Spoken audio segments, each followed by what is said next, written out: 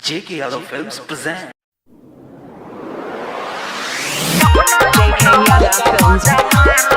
Singing by Sanjeet Yadav. आ गया है ठंडी हीटर लीजिए, आ गया है ठंडी हीटर लीजिए, अपना अपना माल का मांगो भर दीजिए।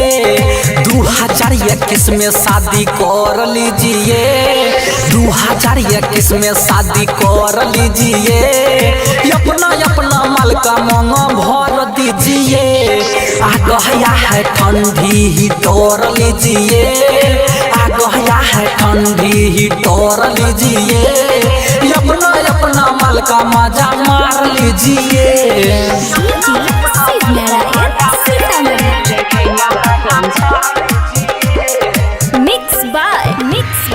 गुडेश। जब शादी करके घर लाएगा, ठंडी को शरीर से भगाएगा,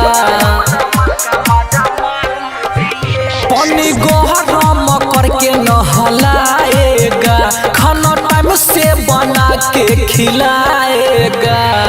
जो पुराना है उसको छोड़ दीजिए, जो पुराना है उसको छोड़ दीजिए, नया नया माल का मांगा भर दीजिए। आ गया है ठंडी हीटर लीजिए, नया नया माल का मजा मार लीजिए। बम काली रिकॉर्डिंग स्टूडियो मानसी।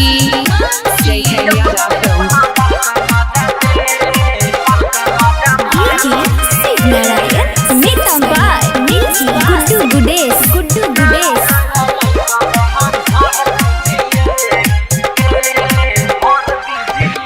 लोगों कहता है कोई सा जमाना है, ठंडी कनियन के साथ बिताना है। भाई मुन मुन को बात ये बताना है, शादी कर लो नहीं तो पछताना है।